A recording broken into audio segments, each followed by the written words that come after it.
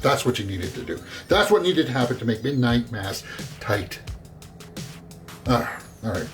That's probably going to be my thumbnail too.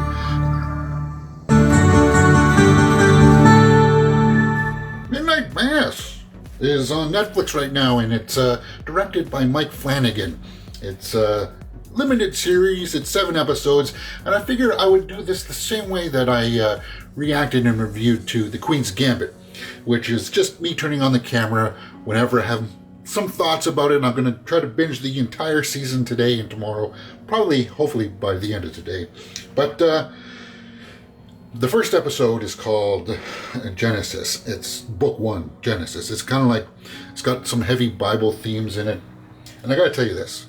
My initial impression of it is it's tough. That's a tough episode to get through. It's very disjointed. It's all over the place. And the only reason why I continued watching it is because of the director, Mike Flanagan, who's responsible for Haunting of Hill House, Bly Manor, and made that movie Dr. Sleep, which was phenomenal, by the way. I recently rewatched it. It's on Netflix now too. And it's got some familiar faces in it. Henry Thomas, Kate Siegel, which is his wife, so obviously she's going to be in it.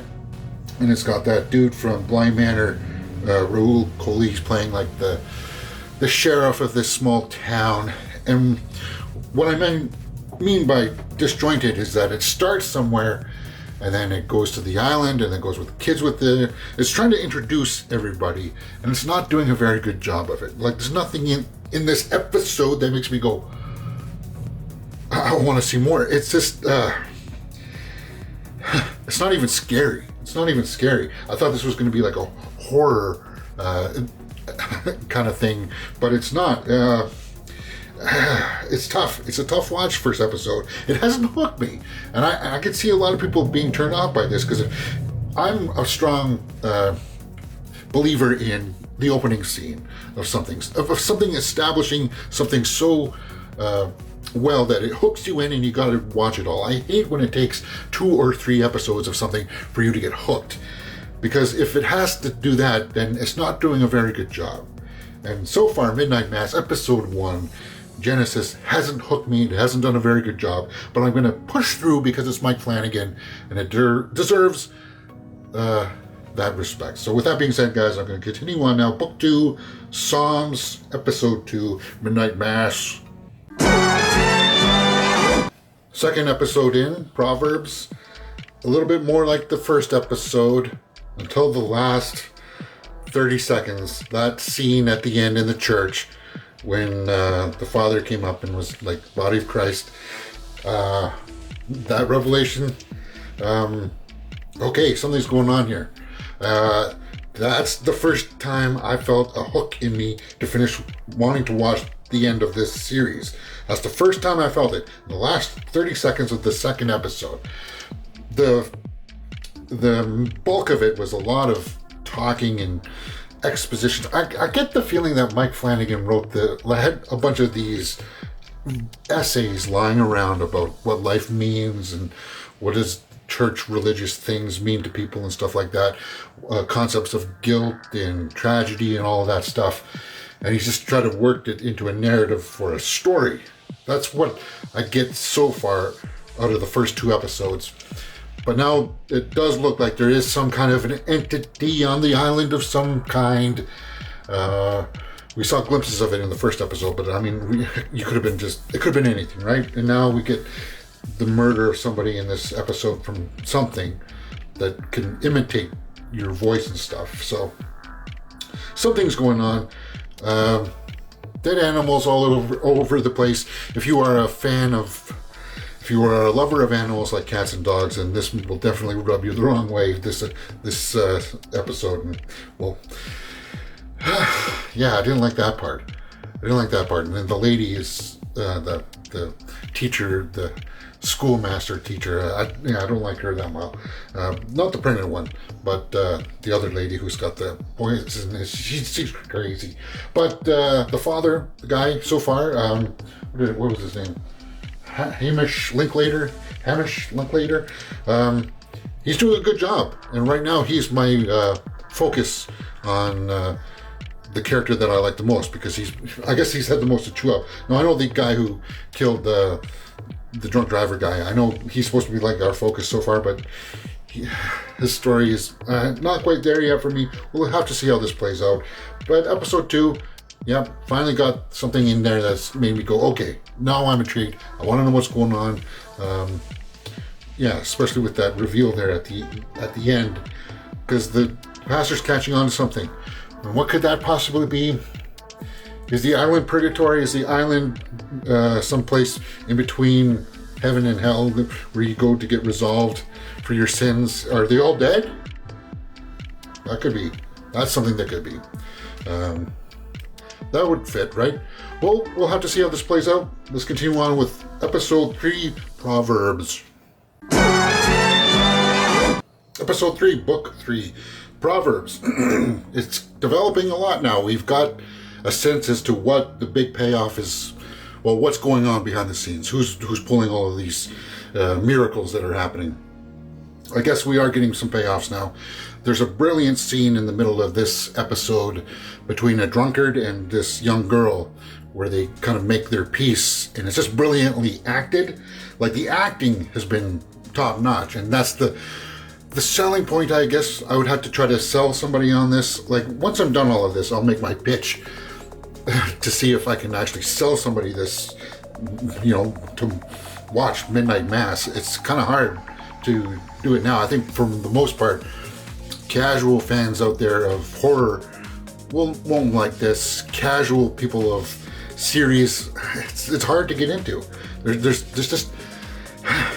too many characters, I think. That's the problem.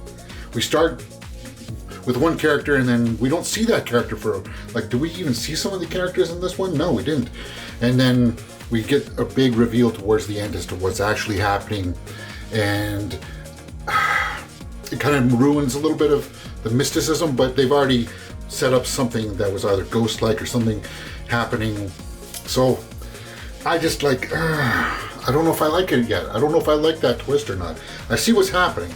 I see what's happening in the town with the blood. Like, everybody's going to the communion and such. I know what's happening there. So is it working for me? I'm invested now, so I'm going to go on to episode 4 and see what happens in 6 and 7. So I got 4, 5, 6, 7, 4 episodes left. That's all I got to really say about this one.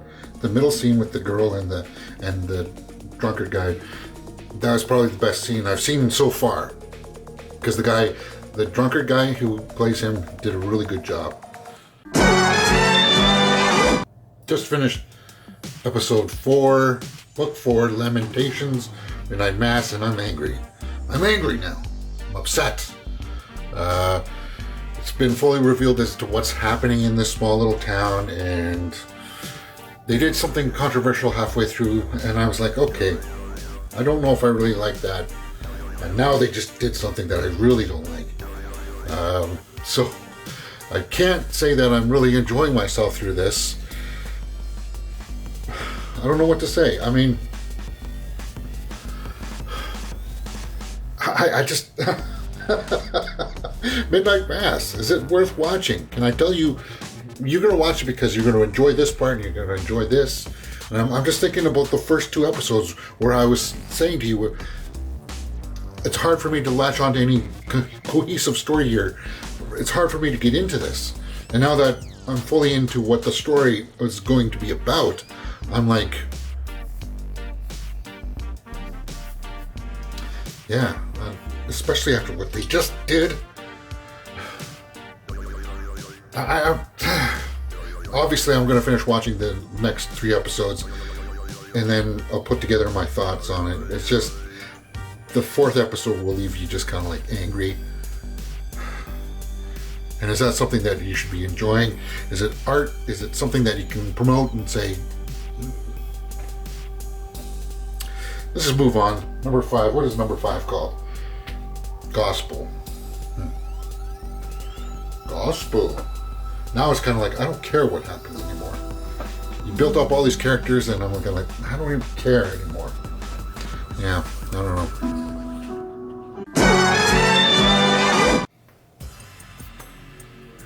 the Gospel, Midnight Mass, did have a good payoff at the end. I appreciated what they did at the end of that episode.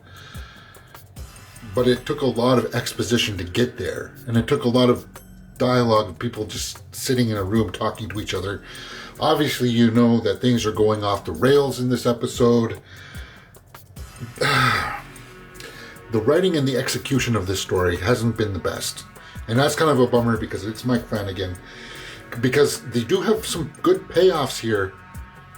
It's just not executed as well as I wanted it to be. It could have been a little bit tighter. I think if they condensed some of the story and not made it 7 episodes, I don't know why it's taking 7 episodes. Like, it shouldn't have taken us 5 episodes to get to here. It really shouldn't have. So, I like how the one story wrapped up there at the end. I did like that. But I'm still kind of like, somebody's going to have to get their comeuppance, and I don't really care. I don't care. There's nobody I'm rooting for, really. So, we'll have to see how episode 6 and how 7 wraps it up. But I'm just kind of like, this could have been something really cool. And it's not. And I don't, maybe I just need time to digest it, but we're just over the halfway point now. And we're building towards the climax that I can see. I can see what they're going to go for. And it's just kind of like, I'm not excited about it. I'm not about it. There are some good scenes in there, like the last few minutes of the episode 5, the Gospel. That's good. That's good storytelling right there. Like that little bit. But it's taken us so long to get to that little bit. The setup shouldn't be as long as it's taking for us to get to that big payoff. That's what I feel. Anyway, let's continue on. Episode 6. Alright, it's starting to get late now. Just finished episode 6. The big scene at the church went down about the way I thought it would go. It's hard to believe that in this day and age, we're still getting stories where people don't know any lore about anything. It's kind of like, you can't tell me that you don't know.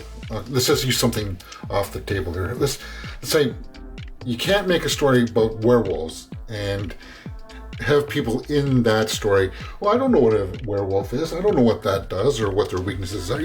It's hard pressed in this day and age that you would make a story like that and try to sell it to me in something like Midnight Mass. Now, I'm not saying Midnight Mass is about werewolves.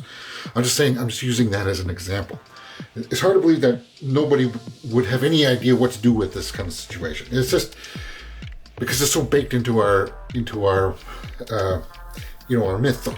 right? Or we know both these types of things, so we would know what to do. So you trying to sell me that the general people would not know how to deal with something like this? Of course they would. Of course they would.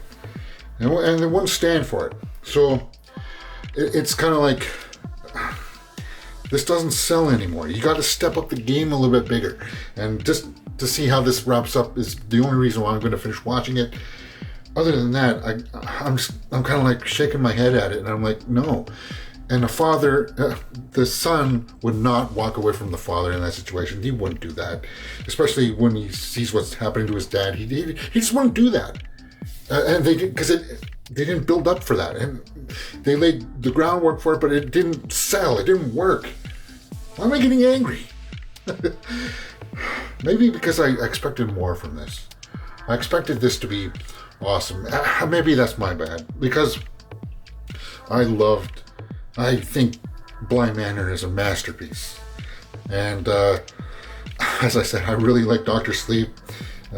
Haunting of Hill House is really awesome, guys. This is just a misstep. That's all. That's all this one is going to be. Now, maybe I'm being harsh on it now, but let me watch the final episode, and then I'll wrap up my thoughts and give you guys my real opinion on if you should watch it or not. But let's watch the final episode Book 7, Revelation. Midnight Mass, Episode 7. Everything wraps up and it's kind of like, what is this? Is this supposed to be a tragedy?